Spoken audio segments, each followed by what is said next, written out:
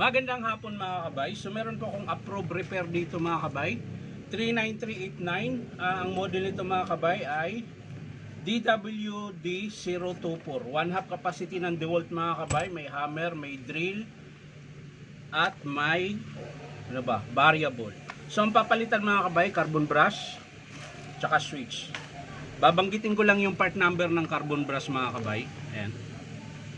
Bali yung carbon brush ng D25D024 ay IN022038 SB. Yun po yung part number. Ulitin ko mga kabay, IN022038 SB.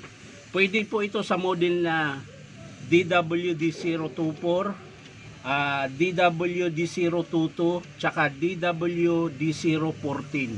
Yun po yung tatlong modelo ang pwedeng pagpasukan ng model na ito mga kabay, na part number na ito.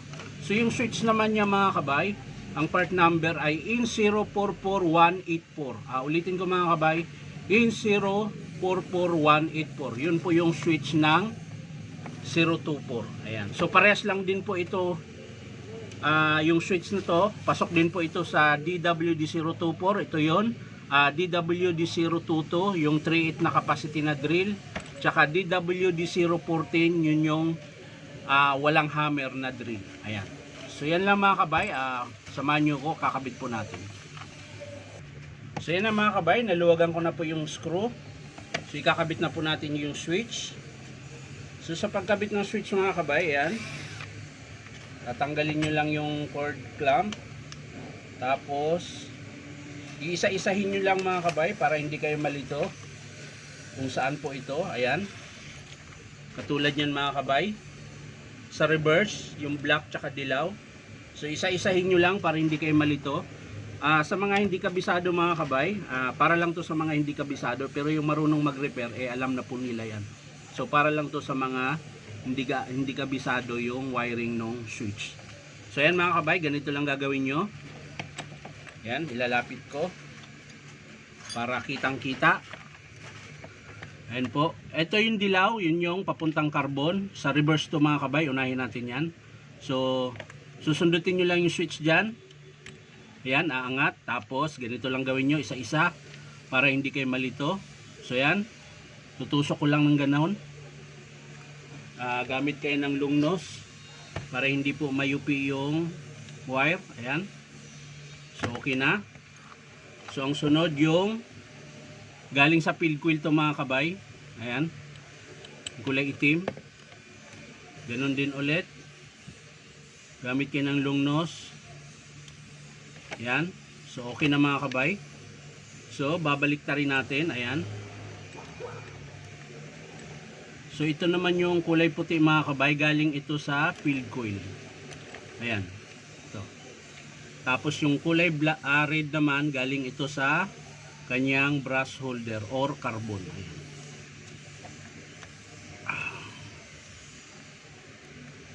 Yan. So yan mga kabay. So yung field coil mga kabay, ayan, ito yon. So kung yung carbon niya mga kabay ay nandito, so ibig sabihin yung carbon na isa dito sa kabila. So yung sa field coil, dito natin to isusuksok. Yan. Tapos yung sa brush holder, yung kulay pula, dito po yan. Ayan. So lagi lang pong ganyan mga kabay. Halimbawa ito yung 4 na wire. So kung ito yung sa field coil, ito naman yung sa field coil kabila. Ayan. Kung alin yung sa carbon brush, ito naman yung sa carbon brush. Lagi po silang magkalihis lang. Ayan, so ayan lang mga kabay. Ito yung sa brush holder, field coil. Sa kabila mga kabay, yung kulay puti, yun yung galing sa field coil. Ito naman yung sa brush holder. Ayan. So yung dalawang wire dito na mahaba mga kabay, puti tsaka itim, yan din po yung galing sa field coil. Ayan. So yan po yung ilalagay natin dito. So unahin natin yung itim mga kabay. Ayan, isa-isa lang din para hindi ko kayo malito. Ayan. Tapos ganyan yan mga kabay. Saan ba yung nakatusok? Dito. Ayan. Tapos yung kulay puti dito sa malapit. Ayan po. Dito yung puti. So gamit kayo ng lungnos mga kabay pag di kayang itulak ng kamay. Pero kung kaya naman, kahit wala na. Yan. So okay na mga kabay. Naikabit na natin yung sa field coil. So ang next natin ikabit yung supply ng kuryente. Ayan. So ayan mga kabay. Ayan, nakabit ko na po yung carbon nya. Ayan. So kakabit ko na po. At ayusin natin yung wire. Ayan. Tapos syempre yung kanyang cord protector. Huwag kalimutan yung kanyang cord protector. Nawala na. Nasaan na napunta yun? Yun, nalaglag. Nalaglag pala mga kabay.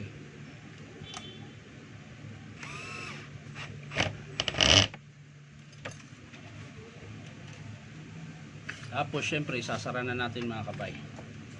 Testing muna pala, baka hindi gagana.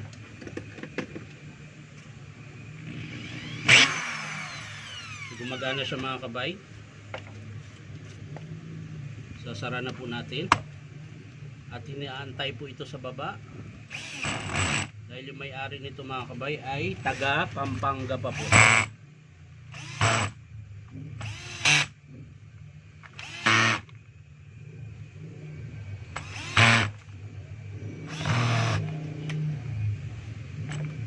Bakit ganon?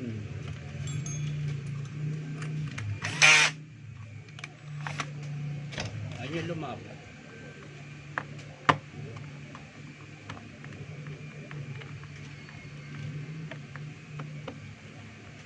Yun.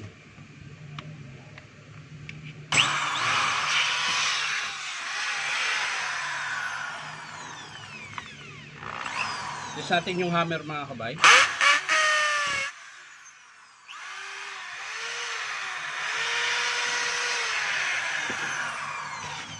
So ayan mga kabay, okay na po. So ang pinalitan lang natin ay switch tsaka yung kanyang carbon brass. So maraming salamat mga kabay sa panonood at palike and share na rin po. At syempre po baka naman po pwedeng subscribe nyo po ito aking YouTube account na Inom Tabay. So maraming salamat ulit mga kabay. Bye bye.